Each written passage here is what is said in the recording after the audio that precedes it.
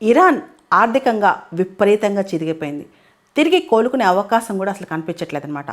ఇరాన్లో ఇన్ఫ్లేషన్, ద్రవ్యోల్బణం అనేది లాస్ట్ 2025 మొత్తం చూస్తే దాదాపు యావరేజ్న 40% ఉందన్నమాట.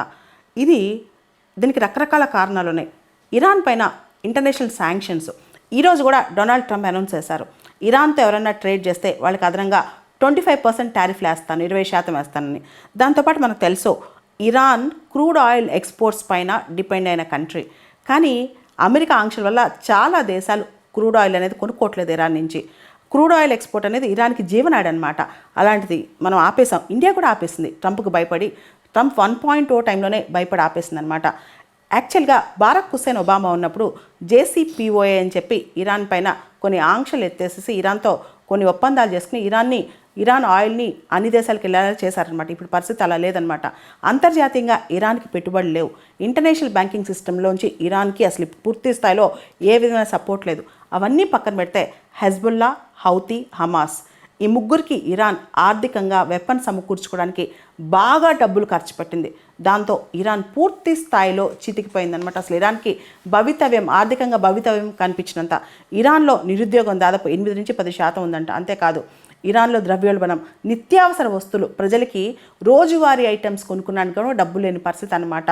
ఇప్పుడు మనం కనుక ఫారెక్స్లో కానీ ఇప్పుడు మనం ఎక్కడ చూసినా టెక్నికల్గా రియల్ వాల్యూ జీరో. అంటే టెక్నికల్గా అంటే రియల్కి వాల్యూ ఉన్న ఇరానియన్ కరెన్సీకి టెక్నికల్గా దాని వాల్యూ ఆల్మోస్ట్ జీరో అయిపోయిందనమాట.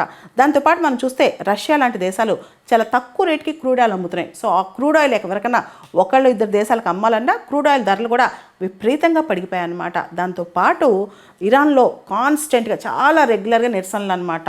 అండ్ ఇరాన్ చాలా యుద్ధాలు చేయటం, పెట్టుబడులు పెట్టడం, ఈ ముఖ్యంగా వెపన్స్ మీద, వార్స్ మీద, న్యూక్లియర్ టెక్నాలజీ మీద, వీటన్నిటితో ఇరాన్ ఆర్థికంగా చితికిపోయిందనమాట. ముఖ్యంగా డొనాల్డ్ ట్రంప్ 1.0 కాస్త అగ్రెసివ్గా ఉన్నారు. డొనాల్డ్ ట్రంప్ 2.0 చాలా యాక్షన్ ఓరియంటెడ్గా ఉన్నారంటే ఖచ్చితంగా ఇరాన్ తొక్కాలని. ఇప్పుడు ఈరోజు రేపో అసలు అమెరికా వ్యూహం ఏంటి? ఇరాన్ పైన మిలిటరీ యాక్షన్ తీసుకుంటుందా, లేకపోతే ఇరాన్ని గవర్నమెంట్ మార్చుద్దా, లేకపోతే ఇరాన్ని ఎలా బెదిరించాలి అనే దాని మీద డొనాల్డ్ ట్రంప్ త్వరలో నిర్ణయం తీసుకొని ఉన్నారనమాట.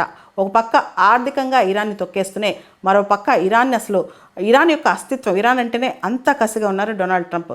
దీనికి అనేక కారణాలు ఉన్నాయన్నమాట. ముఖ్యంగా ఇరాన్ మనందరికీ తెలుసు ఒక థియోక్రటిక్ స్టేట్. ఇరాన్లో ఒక కంప్లీట్గా కన్జర్వేటివ్ ఇస్లామిక్ లాని అనౌన్స్ చేస్తారు. అక్కడ దాన్నే ఫాలో అవుతుంటారు. అక్కడ చాలామంది యువతకు కూడా ఇప్పుడు మాకు ఈ దేశం వద్దు, మాకు ఈ ఆర్థిక కష్టాలు మాకెందుకు, మేమెందుకు కష్టపడతామని చెప్పి అందరు రోడ్డు మీదకి వచ్చారనమాట.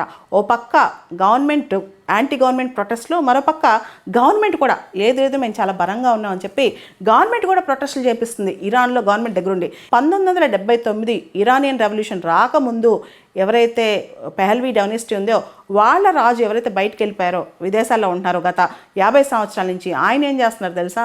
వీళ్ళందరినీ ప్రోత్సహిస్తున్నారు. ప్రభుత్వానికి వ్యతిరేకంగా మీరు పోరాడండి, ఆర్థిక కష్టాలు చాలా ఉన్నాయి, నేను వస్తాను, మా రాజ్యం ఉన్నప్పుడు ఆర్థిక కష్టాలు లేవు కదా, అలాంటి పరిపాలన తీసుకొస్తాను, అసలు మనకు తినడానికి తిండి లేకపోవడం ఏంటి, అలానే మహిళలకు స్వేచ్ఛ లేకపోవడం ఏంటి అని చెప్పి చాలా పోరాడుతున్నారనమాట. దీని మీద ఇరాన్కి సంబంధించి మహిళా స్వేచ్ఛ గురించి కూడా ఇప్పుడు చాలా పెద్ద ఇష్యూ అవుతుంది.